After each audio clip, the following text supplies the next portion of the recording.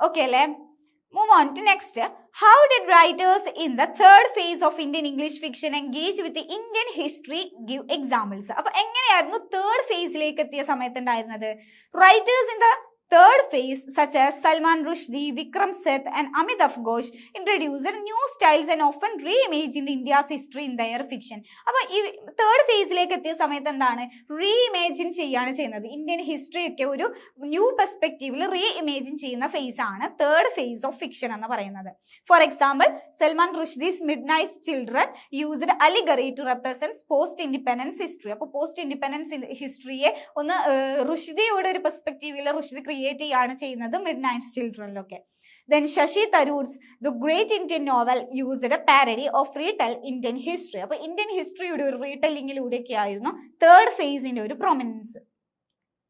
Then next question, what is the focus of diaspora literature in Indian English writing? Name some prominent diaspora writers. അപ്പോൾ prominent ആയിട്ടുള്ള diaspora writers ആരൊക്കെയായിരുന്നു? And എന്താണ് ഈ diaspora literature? നമ്മൾ discuss ചെയ്തിട്ടുണ്ട് അല്ലേ? Diaspora literature focuses on the experiences of migration and life outside their native country. അപ്പോൾ എന്താണ് diaspora literature പറയുന്നത്? It means experiences of a migration. മൈഗ്രേഷൻ്റെ എക്സ്പീരിയൻസസും അതുപോലെ തന്നെ life outside their native country. അവരുടെ നേറ്റീവ് കൺട്രിയുടെ ഔട്ട്സൈഡിലുള്ള ലൈഫിനെയും കുറിച്ചാണ് ഡയസ്പോറിക് ലിറ്ററേച്ചർ അല്ലെങ്കിൽ ഡയസ്പോറിക് റൈറ്റേഴ്സ് ഫോക്കസ് ചെയ്തിരുന്നത്. This literature often reflect the impact of migration leading to cultural hybridization, a blend of different cultures. Notable diaspora writers mentioned include Bharati Mukherjee, Vikram Seth, and Rohinton Mistry. So, എന്താണ് diasporic writers എന്നുള്ളത് clear ആയില്ലേ? Okay, then discuss the themes highlighted by post-colonial women writers. അപ്പോൾ post-colonial ഫേസിലെ women's writers എന്തൊക്കെയായിരുന്നു focus ചെയ്തിരുന്ന themes? Post-colonial women's writers exposed the violence and control of patriarchy and imperialism. അല്ലേ? Violence and patriarchy women's റൈറ്റേഴ്സിനെ main focus തന്നെ അല്ലെങ്കിൽ main റൈറ്റിംഗ്സിലൊക്കെ focus ചെയ്തിരുന്ന ഒരു theme എന്ന് പറയുന്നത് പെട്രിയാർക്കൽ സിസ്റ്റത്തിന്റെ ഓവർ വയലൻസും കൺട്രോളിങ്ങും തന്നെയായിരുന്നു. And highlighting woman struggle under both. എന്താണ് പെട്രിയാർക്കൽ സിസ്റ്റത്തിൻ്റെതും എക്സ്പോസർ അതായത് കാസ്റ്റിന്റെയും ഒക്കെ അണ്ടറിലുള്ള ഒരു വുമൻ സ്ട്രഗിൾ ആയിരുന്നു അവരുടെ തീംസ് ആയിട്ടുണ്ടായിരുന്നത്.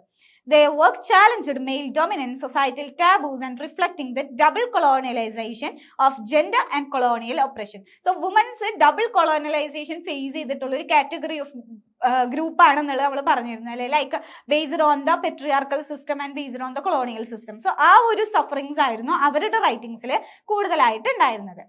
ഓക്കെ, അപ്പോൾ ബ്ലോക്ക് 1 നമ്മൾ കംപ്ലീറ്റ് ചെയ്തിരിക്കുകയാണ്. Move on to block 2. Okay ആണോ? ക്ലിയർ ആണോ എല്ലാവർക്കും? യെസ്. ഓക്കെ, ബ്ലോക്ക് 2 യൂണിറ്റ് 1 എന്തൊക്കെയായിരുന്നു ഡിസ്കസ് ചെയ്തിരുന്നത്? നമ്മൾ ഒരുപാട് പോയട്രി ആയിരുന്നു ഡിസ്കസ് ചെയ്തിരുന്നത് അല്ലേ? ഫസ്റ്റ് പോം നമ്മൾ the Coromandel fishers, Sarojini നായിഡുവിന്റെ Coromandel ഫിഷേഴ്സിനെ കുറിച്ചായിരുന്നു പറഞ്ഞിരുന്നത്. എന്താണ് കോറമെന്റൽ ഫിഷേഴ്സിന്റെ പ്രത്യേകത? കോറമെന്റൽ ഫിഷേഴ്സിൽ ഒരു ഡബിൾ മീനിങ് നൽകുന്ന ഒരു പോമാണ് അല്ലേ? ലൈക്ക് ലിറ്ററൽ മീനിങ്ങും ഉണ്ട്, മെറ്റഫോറിക്കൽ മീനിങ്ങും ഉണ്ട് അല്ലേ? അതായത് കോറമെന്റൽ ഫിഷേഴ്സിൽ ലിറ്ററൽ മീനിങ് എന്ന് പറയുന്നത് ഫിഷർമാൻ്റെ ഒരു വൺ ഡേ ലൈഫിനെ കുറിച്ചാണ് പോം പറയുന്നത്. ബട്ട് അതിന്റെ ഒരു മെറ്റഫോറിക്കൽ മീനിങ്ങിലൂടെ നായിഡു പോകുന്നത് ഇന്ത്യൻ നാഷണലിസത്തെ കുറിച്ചൊക്കെയാണ് അല്ലേ ഡിസ്കസ് ചെയ്യുന്നത്. ഓക്കെ, അപ്പൊ ക്വസ്റ്റ്യൻ നോക്കൂ. Analyse the multiple layers of meaning in Sarojini Naidu's poem the Coromandel fishers, particularly its nationalist interpretations. അപ്പൊ രണ്ട് മൾട്ടിപ്പിൾ പെർസ്പെക്റ്റീവിലാണ് പോം എഴുതിയിട്ടുള്ളത്. അതിന്റെ നാഷണലിസ്റ്റ് പെർസ്പെക്റ്റീവ് അല്ലെങ്കിൽ ഇന്റർപ്രിട്ടേഷൻ എന്താണെന്നാണ് ചോദിച്ചിരിക്കുന്നത്. The Coromandel Fishers reflect Sarojini Naidu's poetic style through its literal and nationalist dimensions. അപ്പോൾ ലിറ്ററലും nationalist dimension രണ്ട് ഡയമെൻഷൻസ് ആണുള്ളത്. Literally, it urges the fishermen to start their day describing their activities as adventurous. അപ്പോൾ literally അതിന് meaning എന്താണ്? ഫിഷർമാൻ്റെ ആ ഒരു dangerous ലൈഫിലെ സീയിലേക്ക് പോകുന്നു, ഫിഷ് കളക്ട് ചെയ്തുകൊണ്ട് തിരിച്ചു വരുന്ന ആ ഒരു ഡേഞ്ചറസ് ലൈഫിന് വേണ്ടിയിട്ടും അവരുടെ ആ ഒരു ഏർജ്, അവരുടെ ലിവിങ് ലൈഫിൽ അവർക്ക് ഏറ്റവും പ്രൊമിനന്റ് ആയിട്ടുള്ള അവരുടെ വർക്കാണ് ഫിഷിംഗ് എന്ന് പറയുന്നത്. സോ അതിനോടുള്ള ഒരു ഏർജ് കാണിക്കുന്ന ഒരു ലിറ്ററൽ മീനിങ് ആണ് കോറമെന്റൽ ഫിഷേഴ്സ് ഫസ്റ്റ് ഗിവൺ ചെയ്യുന്നത്. ആൻഡ് ദ നാഷണലിസ്റ്റിക് പെർസ്പെക്റ്റീവിൽ വരുമ്പോൾ എന്താണ്?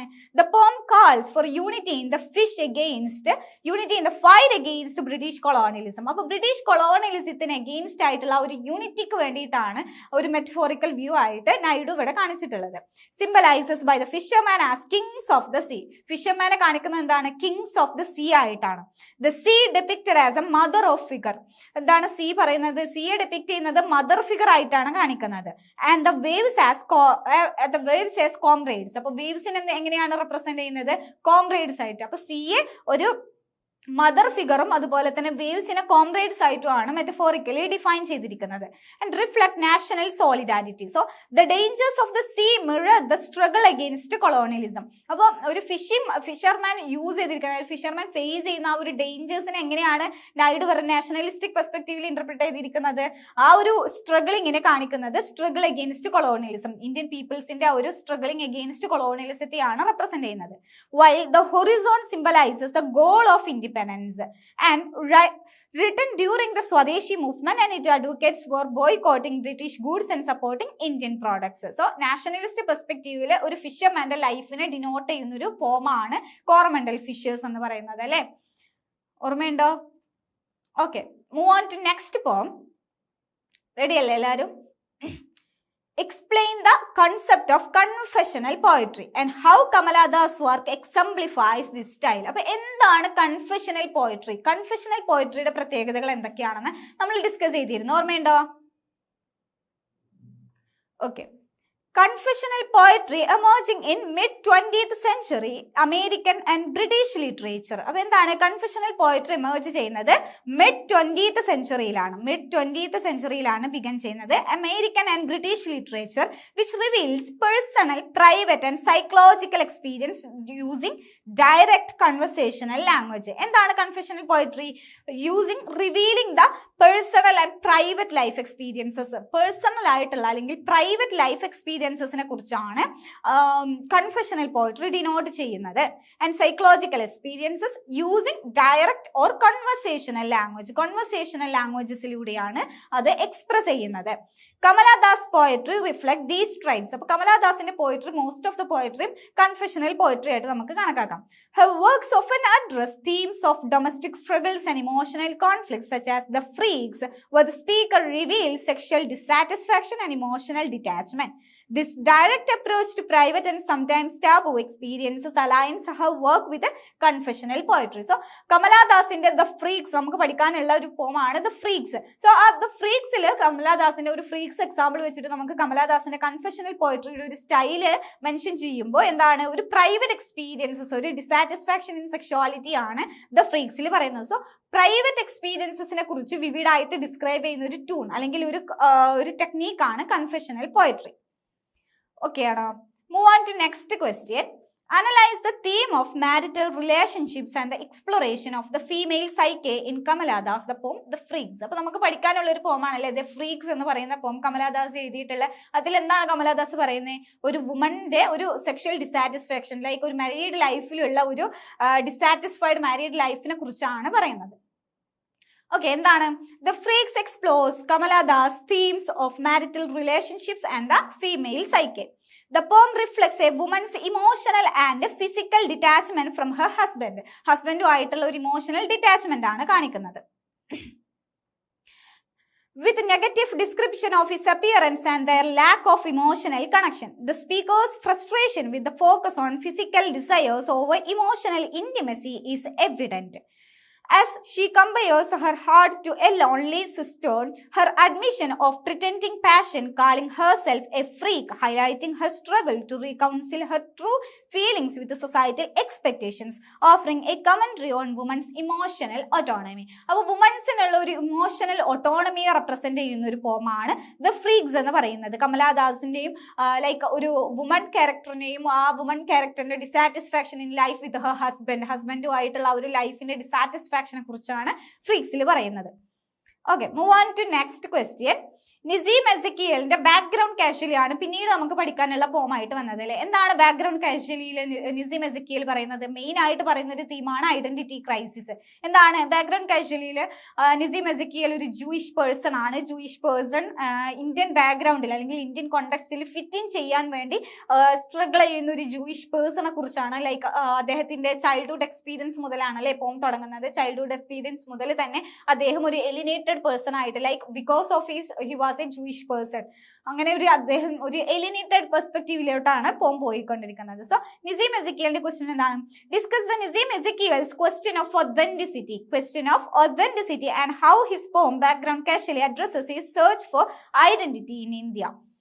Nizam Ezekiel, born into a Jewish family in Maharashtra, faced struggles with his hybrid identity and cultural marginalization. എന്തുകൊണ്ടാണ് അദ്ദേഹം alienation ഫേസ് ചെയ്തത്? കൾച്ചറൽ മാർജിനലൈസേഷൻ, അതുപോലെ തന്നെ ഹൈബ്രിഡ് ഐഡന്റിറ്റി ആയിരുന്നു. അദ്ദേഹത്തിന്റെ father and mother different identity of ഗ്രൂപ്പിൽ ഉണ്ടായിരുന്നതായിരുന്നു. So in his poem background casually Ezekiel reflect on his identity crisis. അദ്ദേഹം ഫേസ് ചെയ്തിട്ടുള്ള ഐഡന്റിറ്റി ക്രൈസിസിനെ കുറിച്ചാണ് പോം പറയുന്നത്. Recounting childhood isolation and conflict, feeling like a mugging Jew among the worlds. എന്താണ് അദ്ദേഹം പറയുന്നത്? ഒരു റെപ്രസെന്റ് ചെയ്യുന്ന ഒരു ലൈനാണ് mugging Jew among the worlds. അദ്ദേഹം ഒരു മഗിങ് ജൂ ആയിട്ടാണ് ആ ഒരു സ്കൂൾ എക്സ്പീരിയൻസസിലൊക്കെ കുട്ടികളുടെ ഇടയിൽ അദ്ദേഹത്തിന് തോന്നുന്നത്. Despite facing stereotypes, he excelled academically. His complex identity influenced by traditions like yoga and Zen led him to question his place, ultimately concluding, the more I searched, the less I found. എന്നാണ് അദ്ദേഹം അവസാനമായിട്ട് like concluding പോർഷൻസിൽ അദ്ദേഹം പറയുന്നത്. the more I searched, the more I found, the less I found എന്നാണ് പറയുന്നത്. അദ്ദേഹത്തിന്റെ childhood മുതൽ തന്നെ അദ്ദേഹത്തിന്റെ ആ ഒരു റിയൽ ഐഡന്റിറ്റി എന്താന്ന് സീക്ക് ചെയ്യുന്ന ഒരു വ്യക്തിയായിട്ടാണ് ബാക്ക്ഗ്രൗണ്ട് കാഷ്വലിയിൽ ഒരു പേഴ്സണെ പ്രസന്റ് ചെയ്തിരിക്കുന്നത്. ആൻഡ് അറ്റ് ദ എൻഡ് അദ്ദേഹത്തിന് ഇതുവരെയും അദ്ദേഹത്തിന്റെ റിയൽ ഐഡന്റിറ്റി കാണാനും സാധിച്ചിട്ടില്ല. And still he faces alienation. അങ്ങനെയാണല്ലേ ബാക്ക്ഗ്രൗണ്ട് കാഷ്വലി അവസാനിക്കുന്നത്. സോ ഓർമ്മയുണ്ടാവും.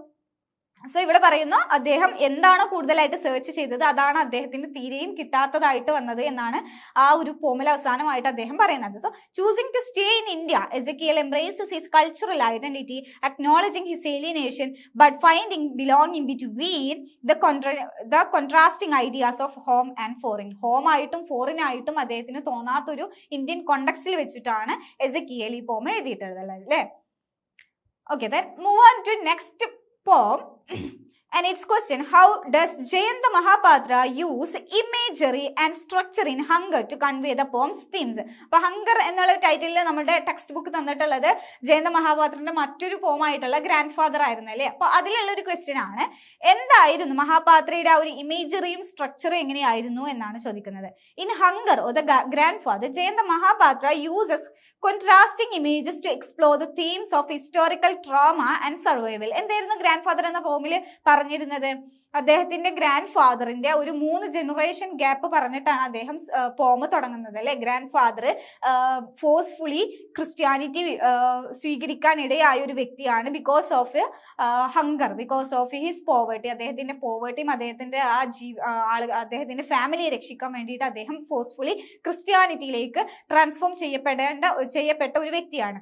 ആ ഒരു എഫക്റ്റ്, ആ ഒരു ഐഡന്റിറ്റി ക്രൈസിസ് അദ്ദേഹവും അതായത് ലൈക്ക് ജയന്ത മഹാപാത്രയും പിന്നീട് അദ്ദേഹത്തിന്റെ സണ്ണായിട്ടുള്ള ഒരു 3rd ജനറേഷൻ റെപ്രസെന്റേറ്റീവ് ആയിട്ടുള്ള അദ്ദേഹത്തിന്റെ സണ്ണും കൂടിയിട്ട് ആ ഒരു ഇമ്പാക്ട് സഹിക്കുകയാണ് ചെയ്യുന്നത്. അപ്പൊ അവരുടെ ആ ഒരു പെർസ്പെക്റ്റീവ്സ് ഒക്കെയാണ് ആ പോമിൽ പറയുന്നത് അല്ലെ.